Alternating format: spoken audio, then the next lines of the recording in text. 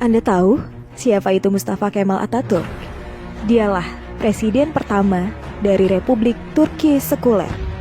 Dialah dalang di balik kacaunya Khilafah Utsmani sampai Khilafah Utsmani harus runtuh pada 3 Maret 1924. Dan ketika Mustafa Kemal Atatürk berkuasa di Turki, dia menjadi diktator pertama dalam dunia Islam.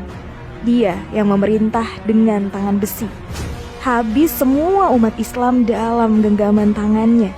Tangannya berlumuran darah umat Islam yang menghendaki agar Khilafah Utsmani kembali menghiasi bumi Istanbul.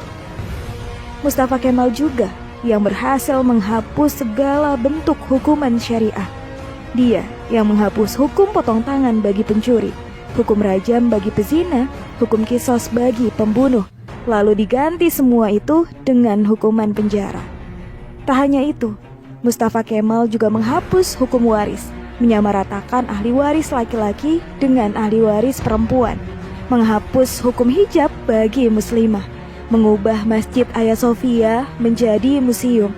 Kalimat azan diganti menjadi bahasa Turki, menggalakkan minum-minuman khamr di tempat umum, dan menjadikan majelis-majelis ilmu, kemudian menggantinya dengan tempat-tempat lokalisasi pelacuran dan diskotik. Tak hanya mengubah sistem pemerintahan Turki yang islami menjadi sekuler, Mustafa Kemal juga memiliki sifat sombong sebagaimana Fir'aun. Dalam suatu kesempatan, Mustafa Kemal berpidato di hadapan para tentara, ex-tentara khilafah. Dalam pidatonya itu, Mustafa Kemal membanggakan dirinya dengan berkata, "Kini, siapa yang berkuasa? Aku atau Tuhan?" Dengan perasaan takut, para tentara itu serentak mengucapkan, "Andalah paduka yang kami takutkan sekarang." Mendengar jawaban dari para tentara itu, senyum kesombongan mengukir di bibir Mustafa Kemal. Tapi semua itu berhenti ketika periode akhir Oktober 1938. Saat itu, Mustafa Kemal awalnya menderita penyakit kulit. Namun, Mustafa Kemal menderita penyakit tambahan yakni malaria, liver, dan penyakit kelamin. Dokter pribadinya pun memberi salep dan dioleskannya di kulitnya yang luka karena garukan dari kukunya. Dari Abdullah Azzam dalam bukunya Naratul Maf'udah menjelaskan prosesi ajal Mustafa Kemal Atatürk yang sangat mengerikan. Menurut Dr. Abdullah Azzam, sebuah cairan berkumpul di perutnya secara kronis. Ingatannya melemah, darah mulai mengalir dari hidungnya tanpa henti. Untuk mengeluarkan cairan dalam tubuhnya, dokter pun menusuk jarum di perutnya. Tapi hasilnya, perutnya membusung dan kedua kakinya bengkak. Wajahnya pun menjadi pusat pasi dan terlihat seperti tengkorak. Mustafa Kemal yang sedang sakit menderita itu, kesehariannya dilingkupi rasa panas yang luar biasa. Bahkan, gatal-gatal dari tubuhnya semakin menjadi, hingga dia merasa tak tahan, lalu menjerit sampai terdengar di seluruh istana. Para pekerja istana sangat ketakutan ketika Mustafa Kemal sudah menjerit karena kesakitan.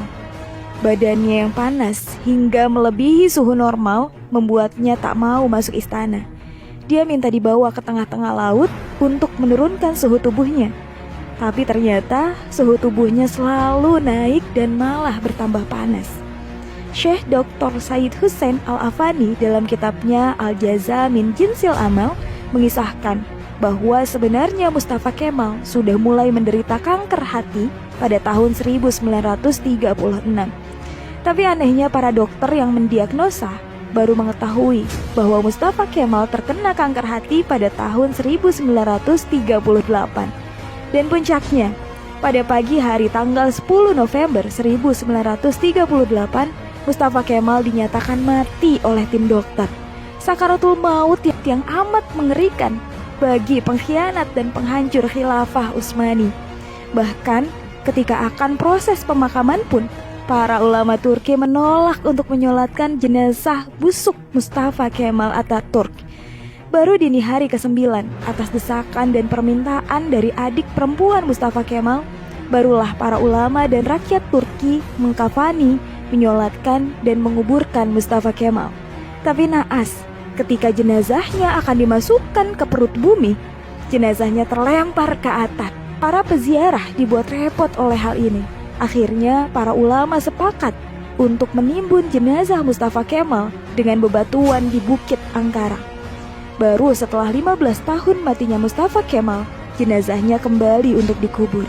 Tapi lagi-lagi bumi menolak jenazah Mustafa Kemal Atatürk. Hingga akhirnya jenazah Mustafa Kemal dimasukkan ke dalam museum etnografi di Ankara, Turki. Jenazahnya ditimbun dengan bebatuan marmer yang bobotnya sampai 44 ton. Dan jika Anda pergi ke museum etnografi di Turki untuk melihat makam Mustafa Kemal, para pemandu museum pasti akan menyemprotkan parfum yang paling wangi ke pakaian Anda. Sebab jika Anda sudah mendekati makam Mustafa Kemal, pasti akan tercium bau yang lebih busuk dari bangkai. Pihak museum pun mengakui jika sumber bau busuk itu bukan dari WC atau septic tank yang bocor, melainkan dari areal makam Mustafa Kemal Atatürk. Kisah ini memberikan iktibar, seperti kata beberapa ulama, kalau kamu benci dan mencoba menjegal khilafah, maka kamu akan melawan Allah. Lihat, kematian yang mengerikan menimpa Mustafa Kemal Atatürk laknatullah, si penjegal dan penghancur khilafah Utsmani. Aroma bau yang terus keluar dari makam Mustafa Kemal adalah cara Allah memperingatkan kepada siapa saja yang mencoba sombong dengan kekuasaannya dan melawan syariatnya, maka dia pasti akan mendapatkan kematian yang terhina. Wallahu a'lam bishawab.